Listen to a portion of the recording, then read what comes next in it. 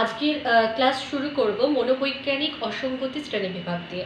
আগের দিন বা আগের ক্লাসে আমরা নর্মাল বিহেভিয়ার এগুলো সম্পর্কে জেনেছি, ক্রাইটেরিয়া অফ নর্মালিটি জেনেছি।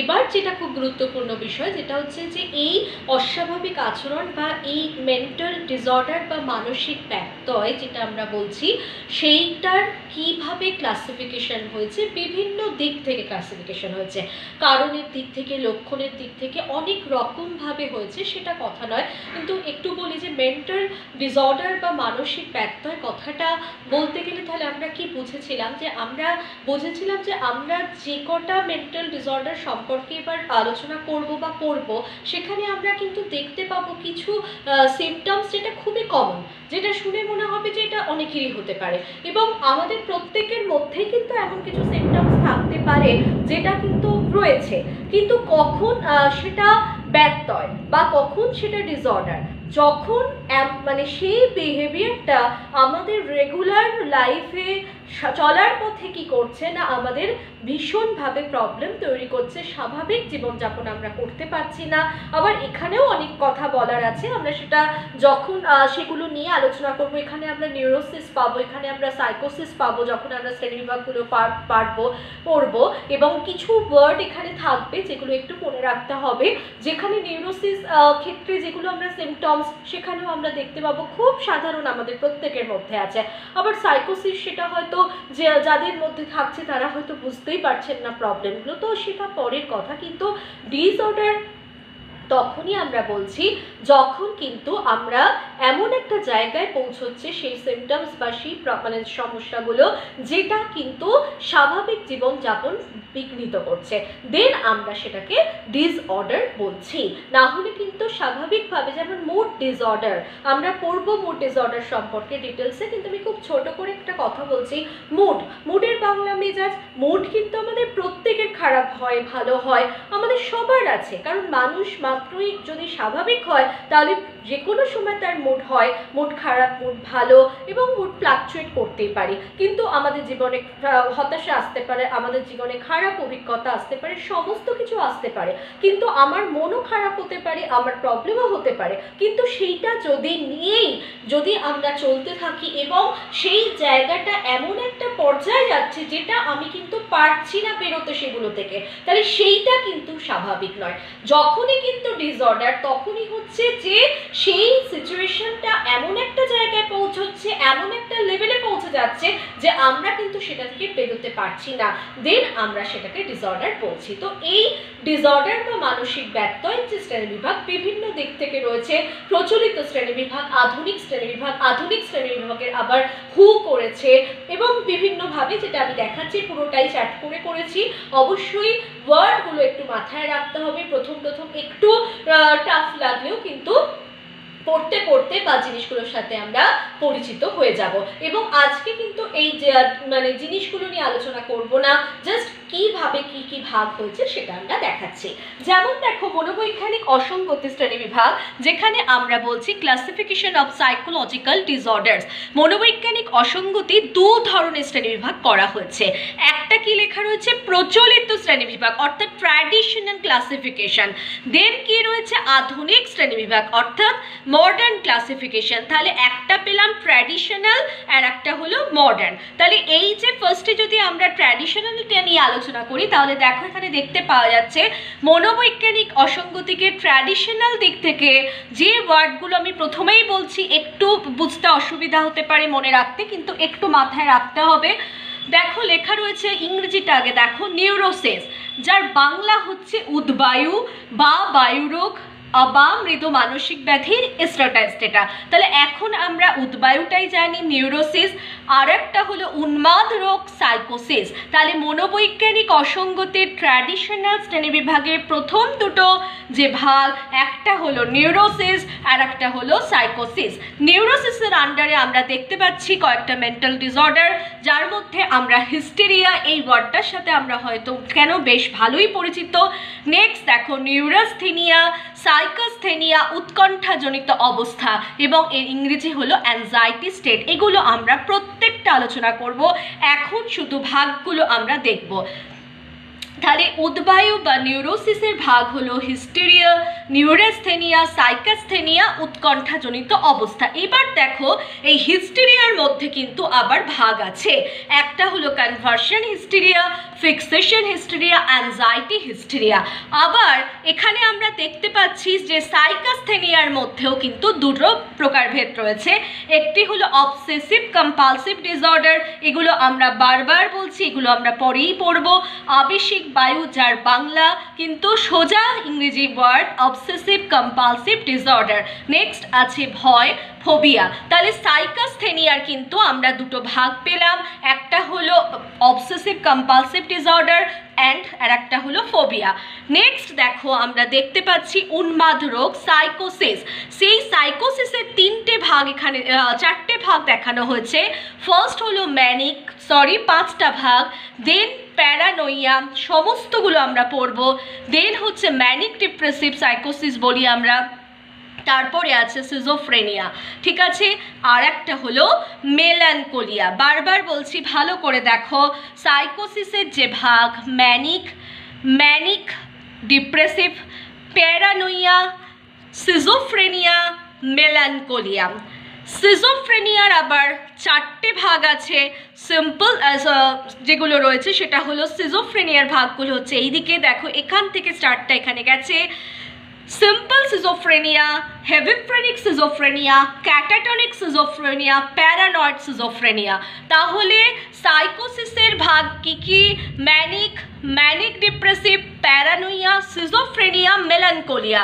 সিজোফ্রেনিয়ার মধ্যে আবার চারটে ভাগ আছে, সিম্পল, হেভিফ্রেনিক, ক্যাটাটনিক, প্যারানয়েড। তাহলে পড়ে রইল কোনটা? মেলানকোলিয়ার যে ভাগ সেগুলো হচ্ছে সিম্পল, অ্যাজিটেটেড, অ্যাটোনিটা, ডিলিউশনাল, রেজিস্টিভ, ইনভলিউশনাল। তো এই হচ্ছে আমাদের মনোবিজ্ঞান বা প্রচলিত যে শ্রেণীবিভাগ, ট্র্যাডিশনাল ক্লাসিফিকেশন, সেটা হচ্ছে এইটা। কিন্তু এটার পর যেটা আমাদের জানতে হবে, অসঙ্গতির আধুনিক শ্রেণীবিভাগ অর্থাৎ মডার্ন ক্লাসিফিকেশন। সেই আধুনিক শ্রেণীবিভাগ দেখো আমরা তিনটে দিক থেকে করা হয়েছে। ফার্স্ট হচ্ছে হু, আমরা জানি, যার বাংলা আন্তর্জাতিক শ্রেণীবিভাগ। অপরটি হলো আমেরিকান সাইকিয়াট্রিক অ্যাসোসিয়েশন। নেক্সট হচ্ছে পেজ একজন ব্যক্তি, তার শ্রেণীবিভাগ। তাহলে আমরা ফার্স্টে হুয়েরটা দেখে নিই। হুয়ের শ্রেণীবিভাগ আমরা কি বলছি? মনোরোগ, ঠিক আছে। কি কি মনোরোগ? তারা বলেছেন মনোজ মনোরোগ, দেহজ মনোরোগ। তাহলে মনোরোগকে দুভাগে ভাগ করেছেন, মনোজ মনোরোগ, দেহজ মনোরোগ। মনোজ মনোরোগের আবার তারা ভাগ করেছেন দেখো, বায়ুরোগ অর্থাৎ নিউরোসিস, যেটা আমরা আগেও দেখেছি, মনোদেহী রোগ, মনোজদেহী রোগ, যার বা ইংরেজিটা খুবই সোজা, সাইকোসোম্যাটিক ইলনেস, আর একটা হলো বাতুলতা সাইকোসিস। তাহলে আমরা ট্র্যাডিশনালি দেখেছিলাম বায়ুরোগ আর বাতুলতা ছিল, অর্থাৎ নিউরোসিস অ্যান্ড সাইকোসিস ছিল। এখানে কিন্তু একটা যোগ হলো মনোজদেহী রোগ, সাইকোসোম্যাটিক ইলনেস। এবার নিউরোসিসের মধ্যে দেখো ভাগ এসছে, অনেকগুলোই এখানে রয়েছে। নিউরাস্থেনিয়ার বাংলা স্নায়বিক দৌর্বল্য, যেটা আমরা ওখানেও পেয়েছি। উৎকণ্ঠা, অ্যাংজাইটি, ওটাও পেয়েছি। আবেশিক বায়ু সেম, অবসেসিভ কম্পালসিভ, সেটাও পেয়েছি। হাইপোকন্ড্রিয়াসিস ছিল না, এটা এক্সট্রা এখানে। হিস্টেরিয়া কিন্তু আমরা পেয়েছি। আর সাইকোসিসের মধ্যে যেগুলো আছে সেগুলোও আমরা পেয়েছি, সিজোফ্রেনিয়া, প্যারানোইয়া, ম্যানিক ডিপ্রেসিভ সাইকোসিস, বয়স সন্ধিকালীন বাতুলতা, যার ইংরেজি হচ্ছে ইনভলিউশনাল মেলানকোলিয়া। তাহলে আবার একটু দেখে নিই, হু কিন্তু দুভাগে ভাগ করলেন এবং মনোজ, তারা ওয়ার্ডটা একটু বললেন, পাল্টে দিলেন, মনোজ মনোরোগ, দেহজ মনোরোগ, এবং তারা এই কথাগুলো প্রায় অর্ধেকটাই কিন্তু ওখানে রয়েছে। নেক্সট দেখো আমেরিকান সাইকিয়াট্রিক অ্যাসোসিয়েশন, খুব সুন্দর, খুব সোজা। আমেরিকান সাইকিয়াট্রিক অ্যাসোসিয়েশনের হাতে প্রথমে দায়িত্ব দেওয়া হয় কবে না 1948 খ্রিস্টাব্দ থেকে তোমরা আধুনিক অসঙ্গতি শ্রেণী বিভাগ করো, কিন্তু তারপর সেটা চেঞ্জ করা হয়, চেঞ্জ করে একটা ম্যানুয়াল তৈরি হয়, যে ম্যানুয়ালটার নাম কিন্তু ভীষণ গুরুত্বপূর্ণ, diagnostic and statistical manual of mental disorder, diagnostic and statistical manual of mental disorders। এখানে কিন্তু ভীষণভাবে এসএকিউতে, এমসিকিউতে দেওয়া হয়, DSM এর ফুল ফর্ম কি খুব ভালো করে দেখে রাখবে, প্রত্যেকটা ওয়ার্ড কিন্তু ইম্পর্টেন্ট। ডিএসএম এর ফুল ফর্ম হচ্ছে এইটা। ডিএসএম 1 কবে প্রকাশিত হয় না ডিএসএম 1, তাহলে কি বললাম আরেকবার একটু বলে নিই। আমেরিকান সাইকিয়াট্রিক অ্যাসোসিয়েশনের উপর শ্রেণীবিভাগের দায়িত্ব দেওয়া হয়, কিন্তু সেটা চেঞ্জ করে যারও একটা ম্যানুয়াল তৈরি করা হয়, সেই ম্যানুয়ালের কি নাম diagnostic and statistical manual of mental disorder, যেটা আমরা সংক্ষেপে ডিএসএম বলি। এই ডিএসএমই কিন্তু এখন চলছে, যদিও এটা বলে রাখলাম তোমাদের বইতে ডিএসএম 4 অবধি দেওয়া রয়েছে, কিন্তু ডিএসএম 5ও বেরিয়ে গেছে। তাহলে ডিএসএম 1 প্রকাশিত হয় দেখো 1952, ডিএসএম 2 প্রকাশিত হয় 1968, ডিএসএম 3 প্রকাশিত হয় 1980, ডিএসএম 4 প্রকাশিত হয়েছে 1994। এই ডিএসএম 4কে বলা হয় মাল্টি অ্যাক্সিয়াল সিস্টেম। কেন মাল্টি অ্যাক্সিয়াল না দেখো এখানে আমার দেখানো রয়েছে 5টা Axis, Axis 1, Axis 2, Axis 3, Axis 4, Axis 5।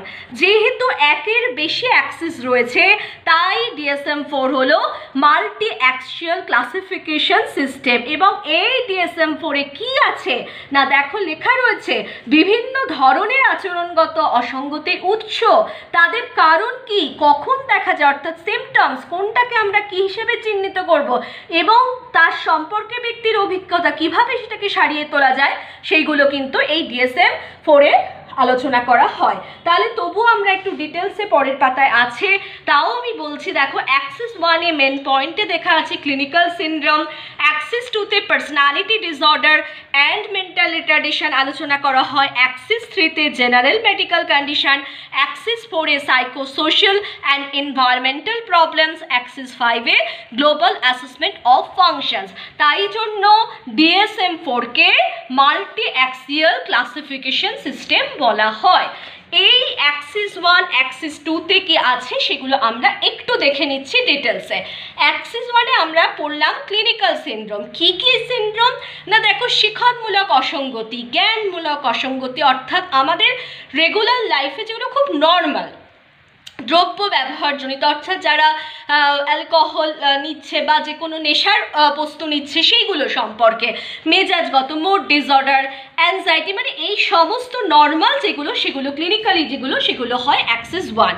Axis 2-তে কিন্তু অর্ডিনারি পার্সোনালিটি অ্যান্ড মেন্টাল, অর্থাৎ বিভিন্ন ধরনের অসঙ্গতি ব্যক্তিত্বের, বিভিন্ন ধরনের মানসিক প্রতিবন্ধকতা, অসঙ্গতিমূলক ব্যক্তিত্বের কি কি বৈশিষ্ট্য, তার প্রতিরক্ষণ কৌশল, সেগুলো আছে অ্যাক্সিস 2-তে। অ্যাক্সিস 3-তে দেখো লেখাতেই বুঝতে পারছি জেনারেল মেডিকেল কন্ডিশন। তাহলে কি কি হতে পারে, ব্যক্তি তো শুধুমাত্র মানসিক প্রবলেম তার জন্যই তা তো নয়, তাহলে তার কীরকম দৈহিক অবস্থা সম্পর্কে জানা, তার মানে হার্টের কি কন্ডিশন, তার যাবতীয় তার টোটাল যে হেলথ সেই চেক আপটা হচ্ছে টোটাল অ্যাক্সিস 3-তে। অ্যাক্সিস 4-এ আছে সাইকোসোশ্যাল অ্যান্ড এনভায়রনমেন্টাল প্রবলেমস, যেখানে মানসিক অসুস্থ ব্যক্তির জীবনের কোনো ইতিবাচক বা নেতিবাচক ঘটনা, তার মানে আমরা বুঝতে পারছি মানে পুরোটাই হচ্ছে পরিবেশ রিলেটেড যা কিছু প্রবলেম সেটা হচ্ছে অ্যাক্সিস 4। অ্যাক্সিস 5-এ গ্লোবাল অ্যাসেসমেন্ট অফ ফাংশনস, যেখানে ব্যক্তির মানসিক, সামাজিক, পেশাধর্মী কাজকর্মের সামাজিক মূল্যায়ন করা হয়। তাহলে 5টা অ্যাক্সিসে ডিএসএম 4 যেখানে রয়েছে সেখানে এগুলো সম্পর্কে আলোচনা করা হয়। আমরা লাস্ট বলেছিলাম 3 নম্বর পেজের শ্রেণীবিভাগ, আধুনিক শ্রেণীবিভাগের মধ্যে 3 নম্বরে ছিল পেজের শ্রেণীবিভাগ, সেখানে কিন্তু পেজ 4টি বলেছেন, অস্বাভাবিক আচরণগুলোকে 4টি শ্রেণীতে ভাগ করেছেন। সেটা হলো সাইকোটিক, সাইকোনিউরোটিক, মেন্টালি ডিফেক্টিভ, অ্যান্টিসোশ্যাল। আবার বলছি সাইকোটিক, সাইকোনিউরোটিক, মেন্টালি ডিফেক্টিভ, অ্যান্টিসোশ্যাল। তাহলে এই হলো আমাদের ক্লাসিফিকেশন অফ অ্যাবনর্মাল বিহেভিয়ার, যেটা কিন্তু কোনটা ঠিক কোনটা ভুল সেটা কোনো কথা নয়, অনেকেই বিভিন্ন জন বিভিন্ন দিক থেকে দিয়েছেন, সেটা যেটা ফলো করছে সেরকমও কিছু নয়, কিন্তু পেজ লাস্টে সেই এই যে সাইকোটিক বা কেউ বলছেন সাইকোসিস, কেউ বলছেন সাইকোনিউরোটিক, আবার কেউ বলছেন নিউরোসিস, যেটাই বলছেন যত তোমরা পড়বে আলোচনা করবে আমরা এখানে ডিটেলসে পড়বো what is সাইকোসিস, what is neurosis, what is the difference between সাইকোসিস and neurosis, difference কোথায়, ঠিক আছে, এইগুলো, এবং কোন কোন ডিসঅর্ডার সাইকোসিসের আন্ডারে, কোন কোন ডিসঅর্ডার নিউরোসিসের আন্ডারে, এই সমস্ত নিয়ে এই চ্যাপ্টারে আমরা ডিটেলসে আলোচনা করব। আজকে আমরা কেবলমাত্র ক্লাসিফিকেশন অফ অ্যাবনর্মাল বিহেভিয়ার সম্পর্কে আলোচনা করলাম। যখনই বারবার বলছি এখন আর কোনো উপায় নেই, যখন যদি কোনো সমস্যা থাকে, যদি কোনো প্রবলেম থাকে দেখার পর সেগুলো কিন্তু অবশ্যই পয়েন্ট আউট করে রাখবে। যখন বা কখনো যদি ক্লাস হয় তখন আমরা সেগুলো নিয়ে আলোচনা করব। আজকের ক্লাস এখানেই শেষ করলাম।